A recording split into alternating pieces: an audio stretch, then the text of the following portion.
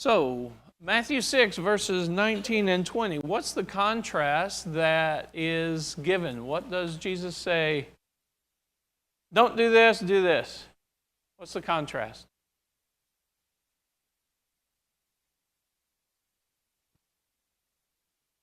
Okay.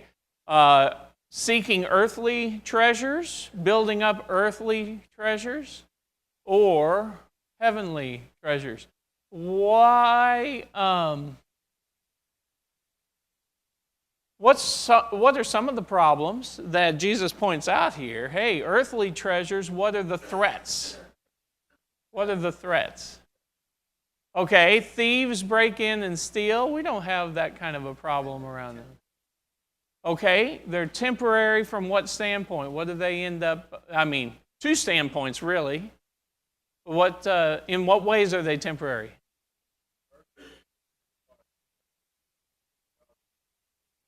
Okay. Right.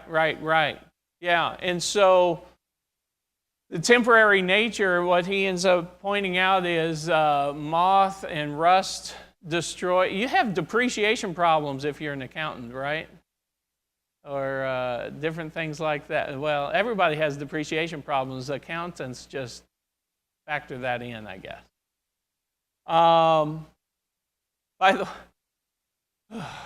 By the way, I'm a little distracted this morning. My apologies.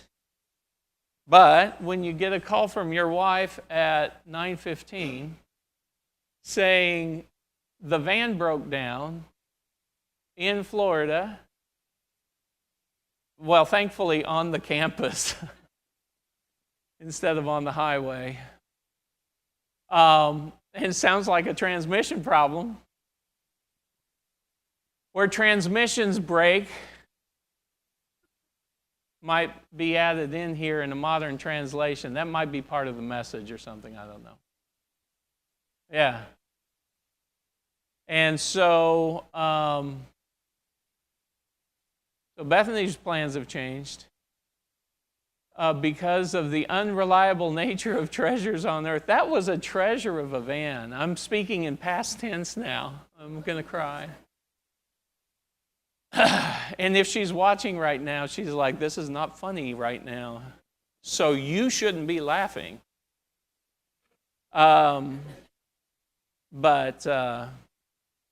Anyway, treasures on earth aren't always reliable.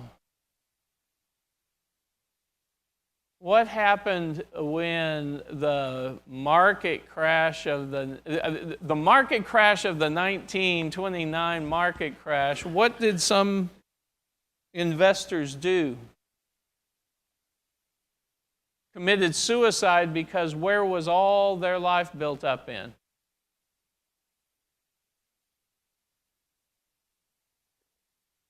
And they were not worth much at that point in history.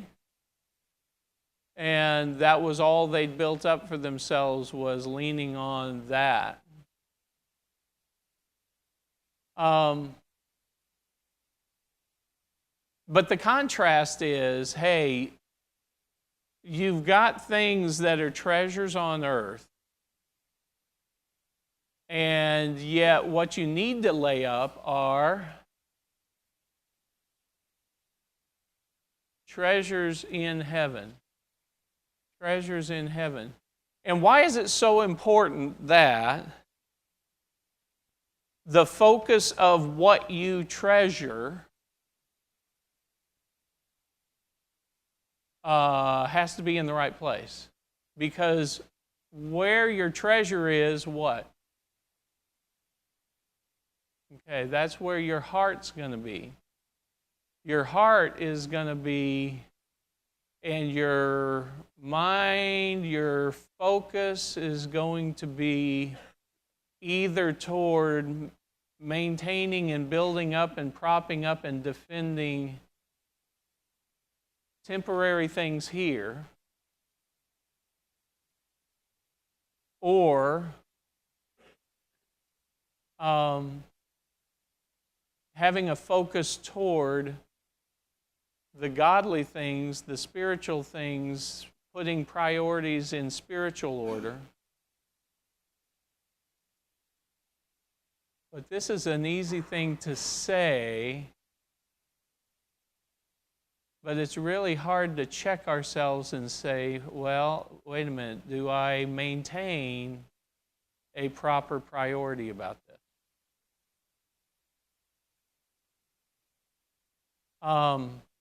What parable comes to mind given this subject that Jesus is teaching right now? What parable came to mind about caring about and laying up treasures on earth and building bigger barns? Let's go over to Luke 12.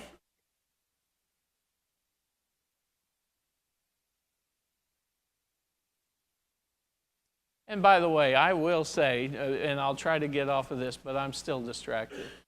Any prayers that you have on behalf of Bethany need to increase, because leaving Autumn behind, well, Bethany and Celia combined, leaving Autumn behind is its own difficulty for the next 4 years. Yeah.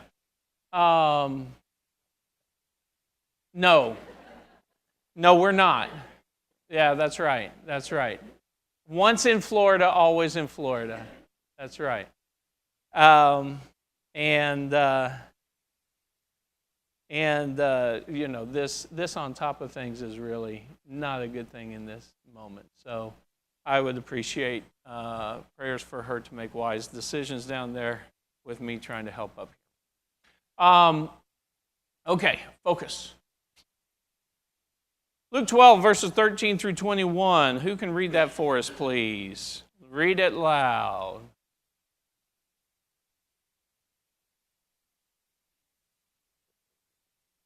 Uh, 13 through 21. One from the crowd said, "Tell my brother to divide the inheritance with me." But he said to him, "Man, who made me a judge or an arbitrator over you?" He said to them, "Take heed and beware of covetous. For one's life does not consist in the abundance of the things necessary." Then he spoke a parable to them, saying, "The ground of a certain rich man yields plenty. And he thought within himself, saying, What shall I do, since I have no more room to store my crops?" So he said, "I will do this. I will pull down my barns and build greater, and there I will store all my crops and my goods. And I will say to my soul, you have many goods laid up for many years. Take your eat, drink, and be merry." But God said to him, "Fool, this night your soul will be required of you. Then whose will those things be which you have provided? So is he who lays up treasure for himself and is not rich in God." So what is the conclusion? Verse 21.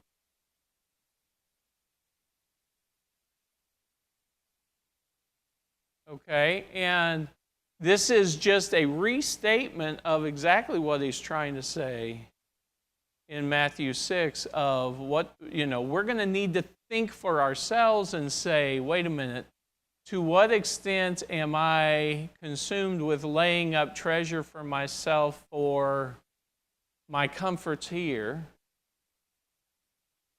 versus how am I being rich toward God? Laying up treasures in heaven is that idea of deploying what we've been made stewards of in such a way that we are being rich toward God and the things that He would have us do and be. Oh, yeah.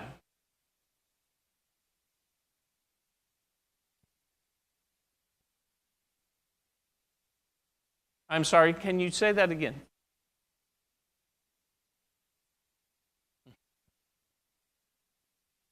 Oh, okay. The treasure that you have from God, man is not able to take that away from us.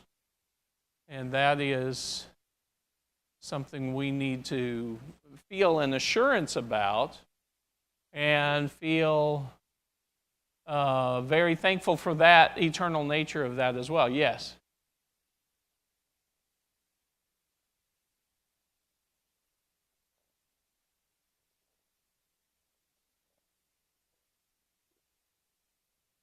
Okay. The value of our soul in eternity is infinitely greater than whatever we may amass here. Because at the end of the day,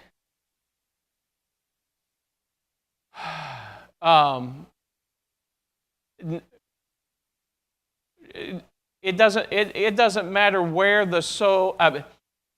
I'm not making a statement about judgment about where the soul ended up. Okay, I'm just saying if you're Steve Jobs and you die in your 50s, was it?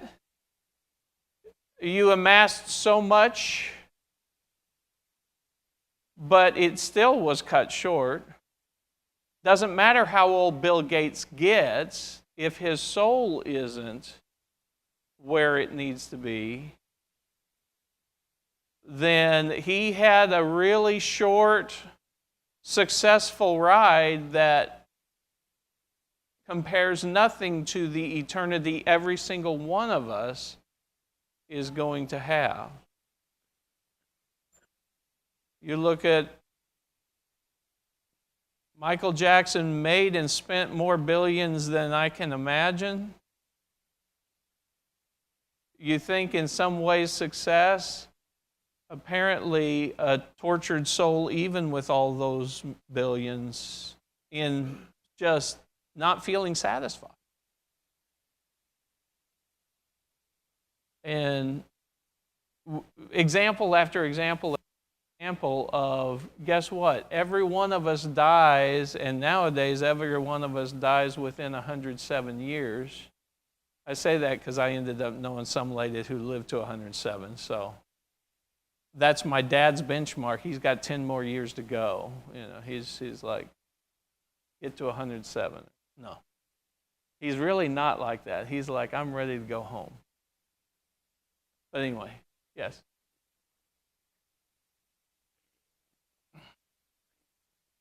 Yeah.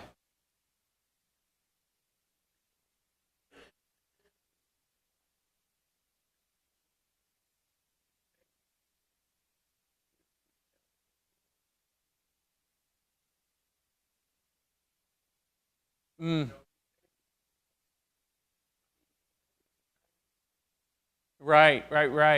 Well, and you think about it from Solomon, the likely writer of Ecclesiastes, and just talking about um, the vanity of life, that you build something up and then who knows what your kids are going to do with it. What did his kids do with it? Blew up thank you, Solomon, for messing it up to begin with, but then the final thing was Rehoboam lost most of it.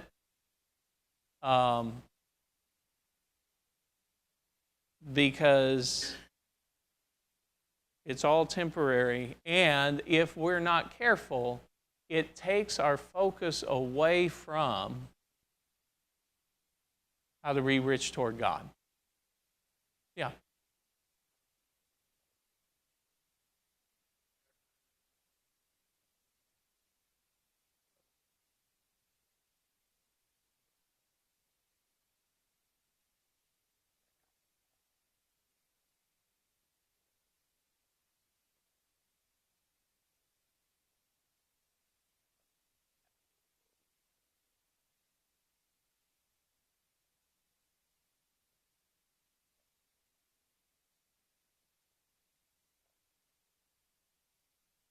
Yeah, so go to Matthew 13:22 with that point, Josh. Matthew 13:22. Go ahead and read that for us.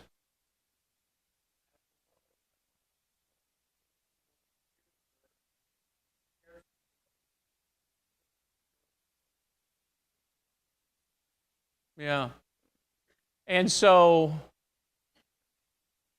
what's really interesting is with the four soils, or the four, one of them just isn't receptive to the word at all. But the other three have a receptive nature, and something starts to grow.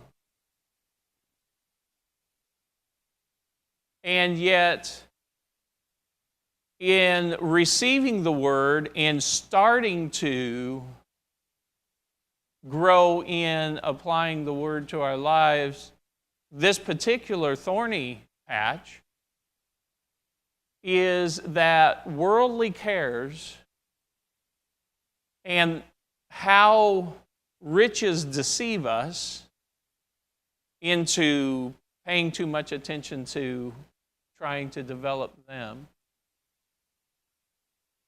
It ends up just making it where our growth is stunted and we're not spiritually fruitful.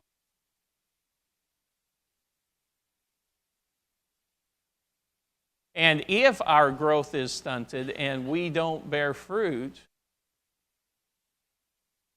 I mean, John ends up having the statement of the unfruitful are rejected, displeasing to God.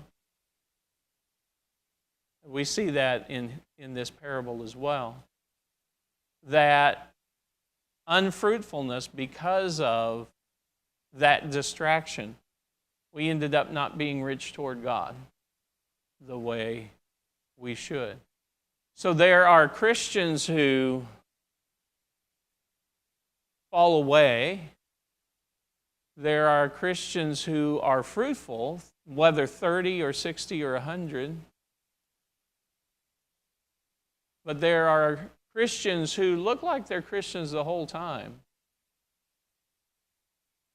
but their unfruitfulness because of distraction ends up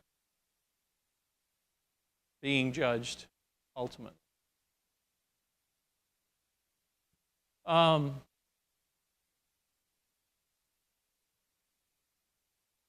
we're at it, 1 Timothy 6. Bouncing around a little bit here. That's all right. 1 Timothy 6, 6 through 10.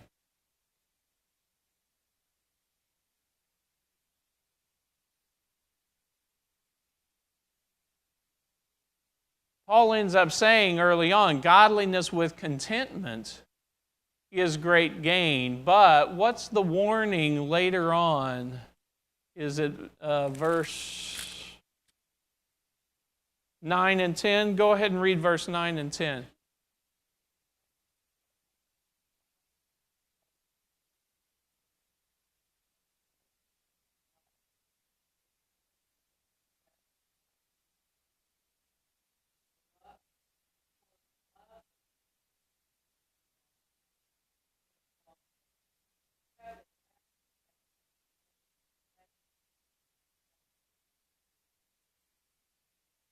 Okay, so what's the warning there?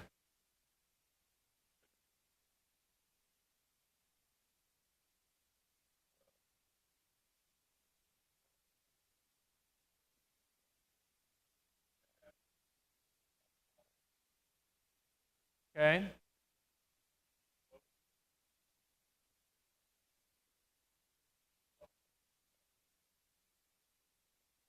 Okay. And ultimately, the end of that won't feel satisfying. I'm going to whittle on that a little bit to say, as long as I'm only some of the time loving money, because there was the all statement there. I'm not going to focus on that all the time. I'll just focus on that most of the time. Yeah, so I'm okay. Or I'm going to focus on that some of the time. So I'm okay.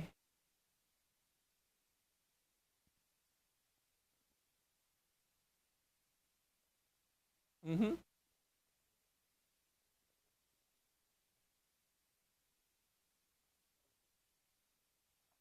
Yep.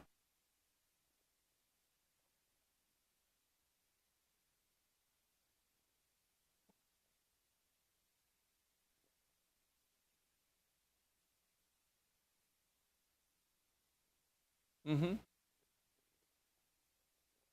Mm-hmm.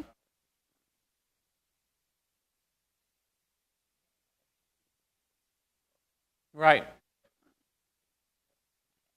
Right. And if there is that focus to the neglect of family, or that focus to the neglect of worship, that focus to the neglect of, I mean, we even have hobbies that we put in front of just coming to services for an hour, much less work to provide or whatever like that. I mean, if we end up placing our kids' future Major League Baseball career ahead of their priorities for services,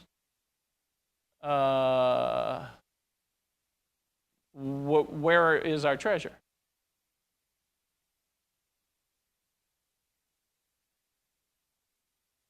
Okay?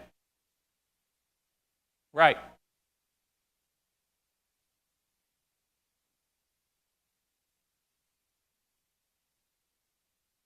Okay.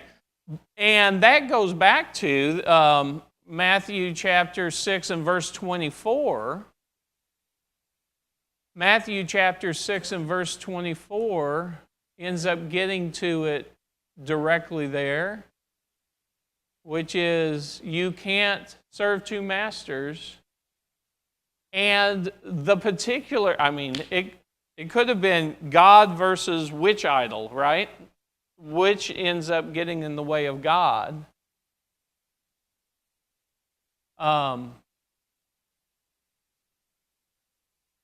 But in this context, Jesus nails it and says, you can't serve God and money. You can't serve God and riches. And you've got to make a choice between the two. Yes, Sherry.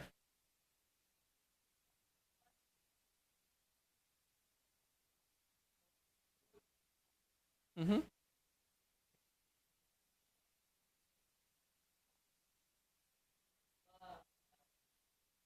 Yep, yep. And it goes back to the phrase godliness with contentment is great gain, because it leads with godliness and then being content in a material realm. The contentment with material realm that is a support mechanism toward the godliness that you're pursuing.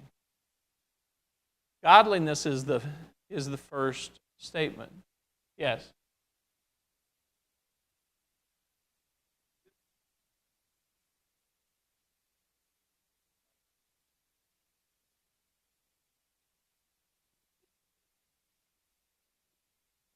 Mm-hmm.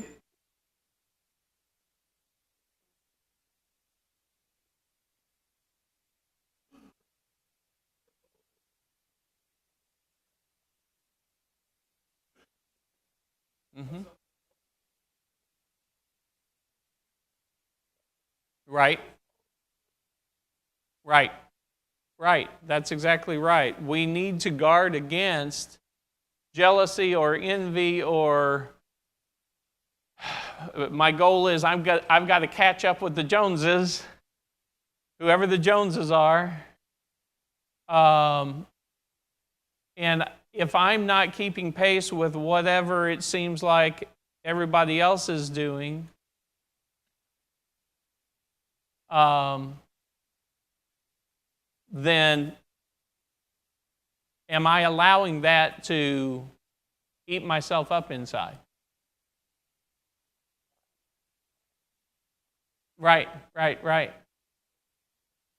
Yeah, yeah, exactly. And so that ends up being a downward spiral that we need to avoid. But the love of money versus the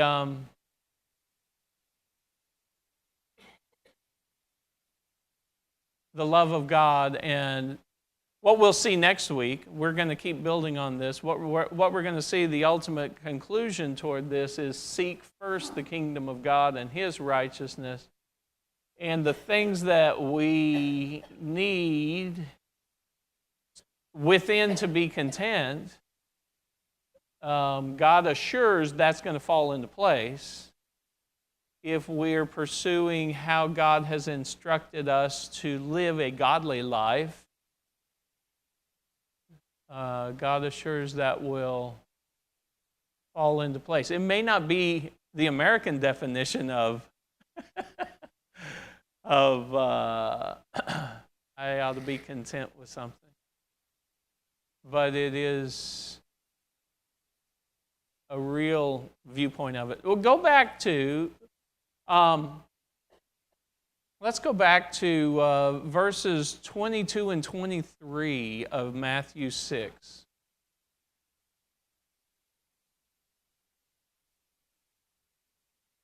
Matthew 6, verses 22 and 23. Right after Jesus says, lay up for yourself treasures in heaven, not focusing on treasures on earth, so that your heart's going to be in the right place. And right before he says, you got to choose between love of money or love of God. And if you try to straddle both, remember that, well, sometimes I'll love money or whatever. If you try to straddle both, all you get is frustrated because you can't serve both. He puts this, verses 22 and 23, in the midst of that. Somebody read Matthew 6, 22 and 23.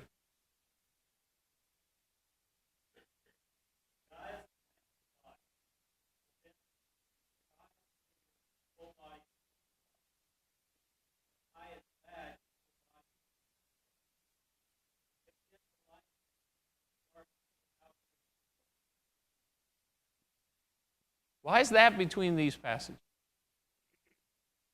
What's the point?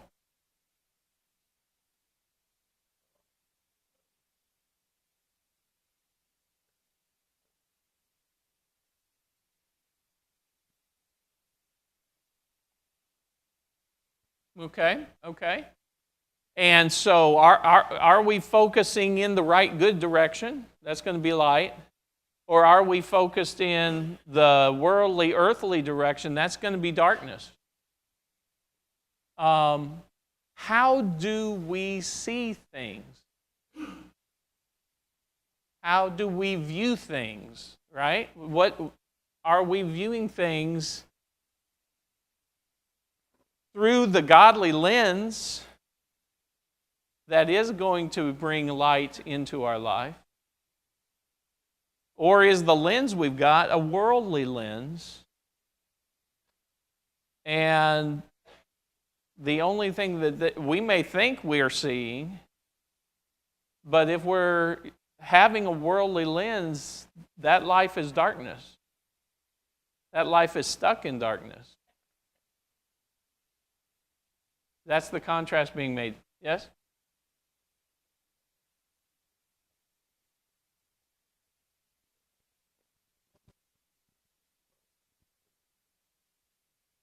Okay.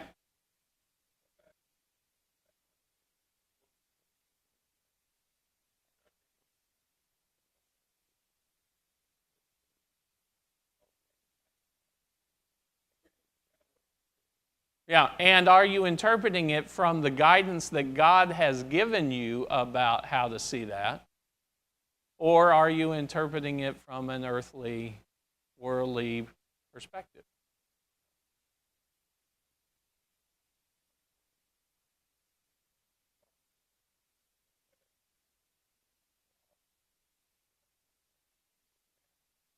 Yep. He didn't bounce the eyes and move on, and keep his life pure, he headed down toward eventually adultery, and then eventually murder, and then eventually... Yes?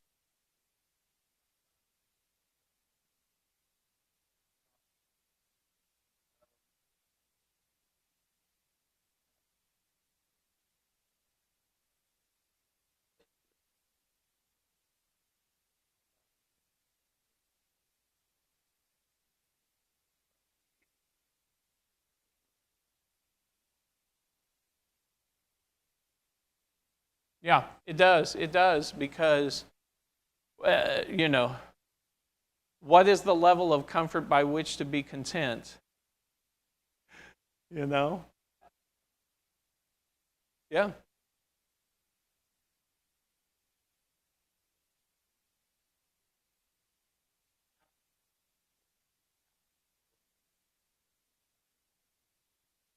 Right.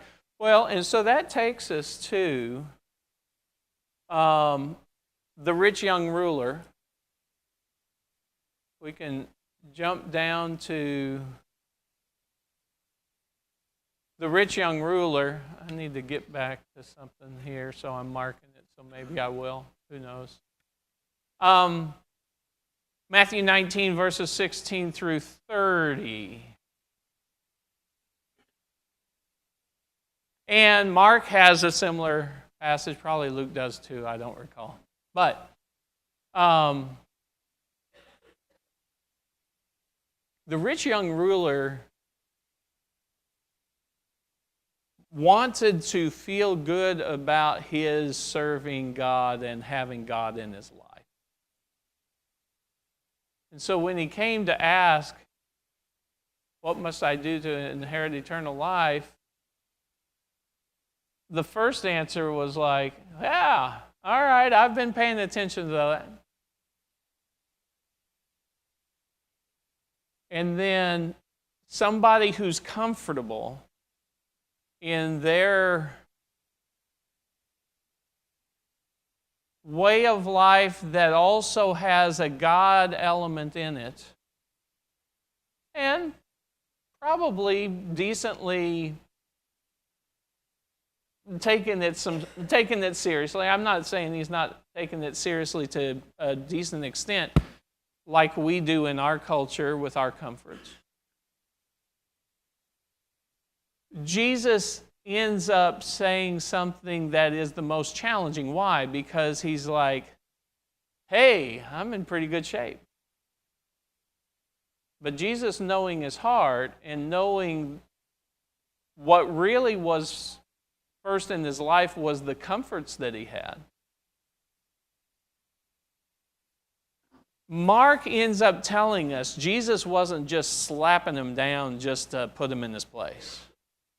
What was Jesus' motivation in saying the ultimate challenge? Loving him. That's right. And because Jesus loved him, he said, what you really need to do is you need to sell everything and come follow me.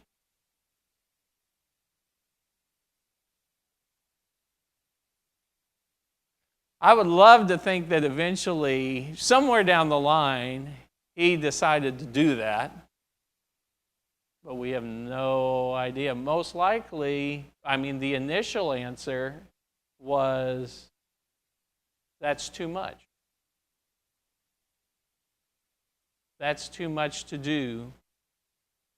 I want God within my well-to-do comfort zone.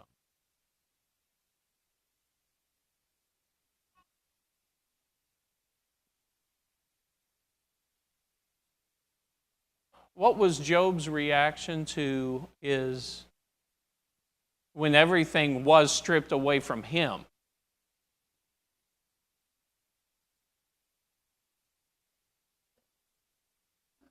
He struggled. trying to figure, he struggled with whatever, and his friends didn't help. What was Job's wife's reaction?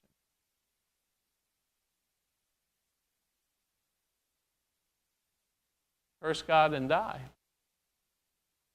Job ultimately remained faithful, although he repented before God once he got a better perspective. But he ultimately was seeking to remain faithful to God regardless of whether he had much or he had little. And we're talking a lot about monetary, but there's also my health has been wonderful. Not wonderful, as in I'm a specimen of something. No, I'm not. But my health has been perfectly fine. I haven't had challenges.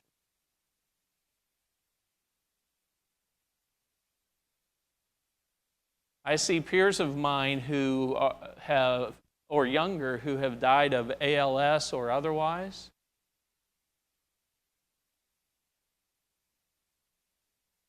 And they're more impressive than whatever I'm doing.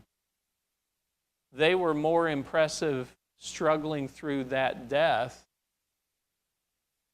And I'm sitting here with health and strength and ability, and what am I doing with it?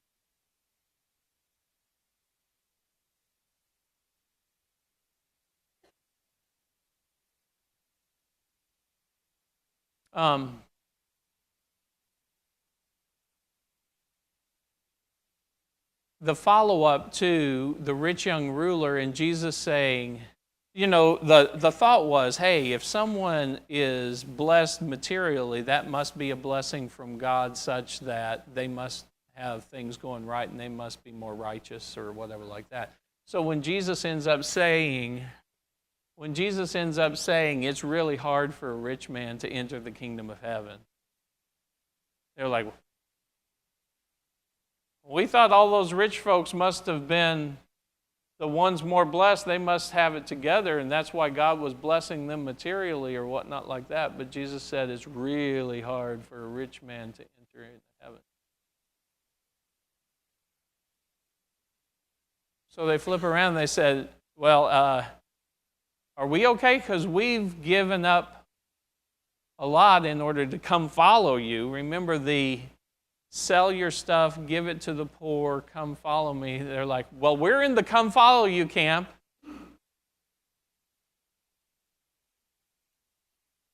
And he says, if you're really willing to sacrifice relationship, if you're really willing to sacrifice money, if you're really willing to sacrifice different aspects of life that we cherish, because love of God is more important than ungodly relationships or pursuit of money in ungodly ways, love of money, all that kind of stuff. Those are the things we need to think about. 1 Timothy 6, 17 through 19. Does everyone have to sell everything off to be impoverished to that level as was commanded of that rich young ruler? Give up your power, give up your... By the way, what did Moses decide? Rather than the pleasures of sin for a season, if he just stayed in the pocket of having been adopted into royalty, that would have been an easier life than going back and identifying with the enslaved people. But he set aside pleasures of sin for a season in order to align with the children of God.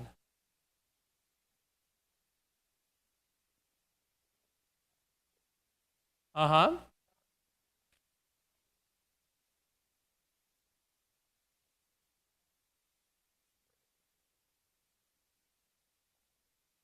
And so in 1 Timothy 6, verse 17 and following, as for the rich in this present age, charge them not to be haughty, nor to set their hopes on the uncertainty of riches, but on God, who richly provides us with everything to enjoy. They are to do good, to be rich in good works, to be generous and ready to share, thus storing up treasure for themselves as a good foundation for the future, so that they may take hold of that which is truly life. It's not that you have to have a bank balance of zero, but it is that if you have been given whatever level of treasures, are you employing that toward being a blessing to others in godly ways? Or is it about building up things for yourself so that you feel comfortable and you have a quiet and easy life of creature comforts and those types of things? We'll stop there. I want to come back to a thing from this next time, but it flows into next time study anyway, so we'll wrap this up next time. But 1 Timothy 6 ends up being a great challenge for us to try to find the balance that we need to have. And many of us are rich compared to most everybody else on the planet or in history. So 1 Timothy 6 really has a lot to tell us about that. All right, thank you all very much.